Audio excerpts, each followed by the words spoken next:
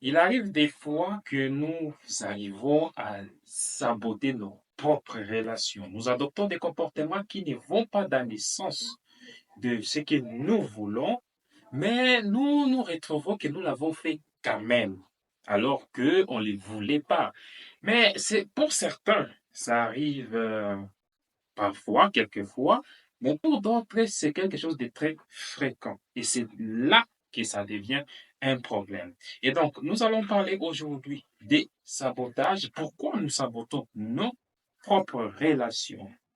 Bienvenue sur cette chaîne de la psychologie en Afrique, la seule qui vous parle de la psychologie dans les contextes africains. Si vous n'êtes pas encore abonné sur cette chaîne, je vous demande de vous abonner dès à présent pour retrouver toutes les prochaines vidéos. En fait, pour savoir les sabotages de nos relations, il faut comprendre qu'il y a des facteurs qui peuvent expliquer, des facteurs psychologiques qui entrent en compte pour expliquer pourquoi nous arrivons à saboter nos propres relations. Le premier facteur, c'est la peur d'abandon. Il arrive des gens qui ont été abandonnés dans le passé, dans l'enfance, et donc quand ils entament une nouvelle relation, ils anticipent qu'il y aura cet abandon-là. On a déjà peur en commençant déjà la relation, on a peur d'entrer dans une relation où on sera abandonné à un certain moment. Donc, comme vous le voyez, la certitude, c'est qu'il y aura abandon. Mais on ne connaît pas seulement quand est-ce que cet abandon va arriver.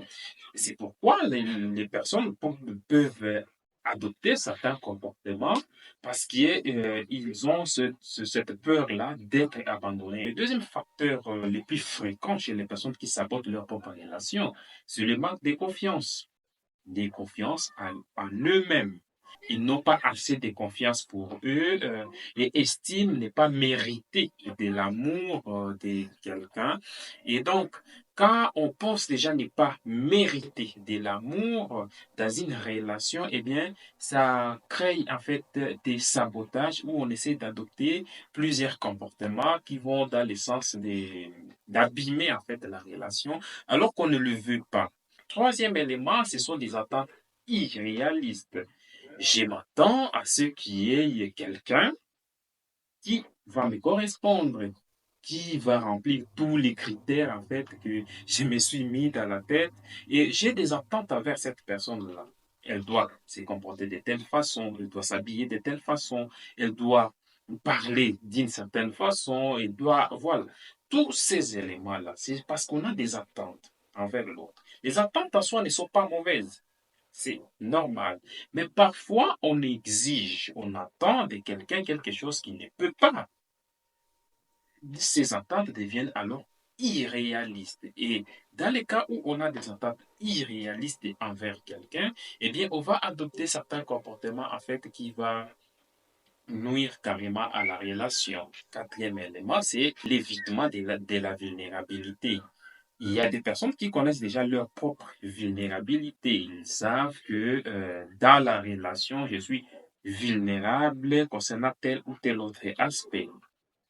Et vous allez remarquer dans certaines relations, les gens peuvent adopter certains comportements qui anticipent le fait que l'autre découvre mes vulnérabilités.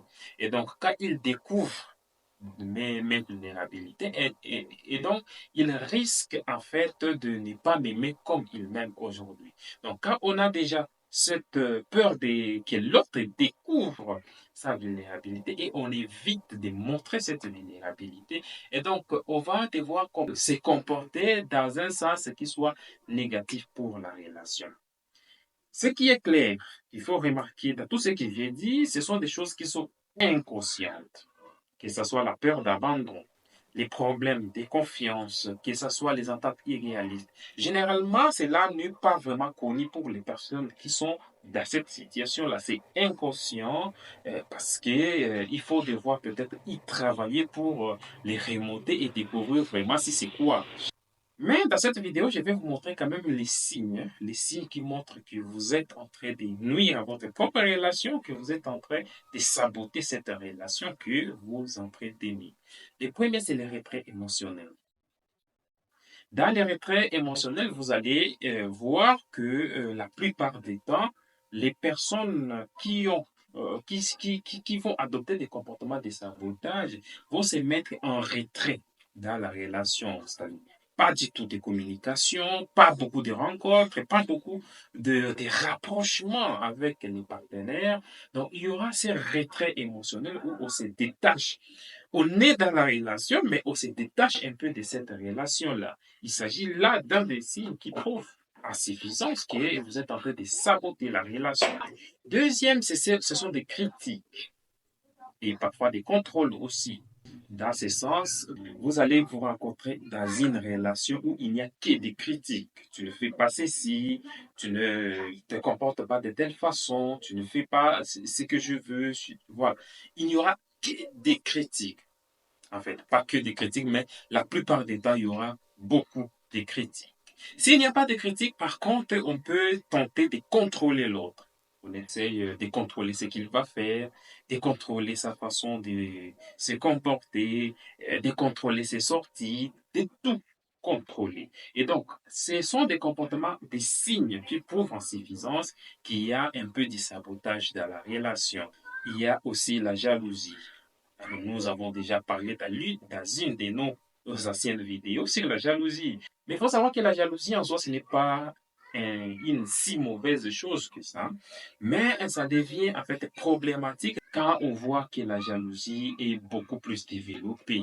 Et donc là, c'est un signe que vous êtes en train de saboter votre relation parce qu'en fait, quand la jalousie n'est pas expliquée, il n'y a aucun signe qui renforce votre jalousie et à un certain moment, il s'agit des comportements de sabotage. Voilà pourquoi nous arrivons à saboter nos propres relations et voilà les signes qui prouvent que nous sabotons nos relations.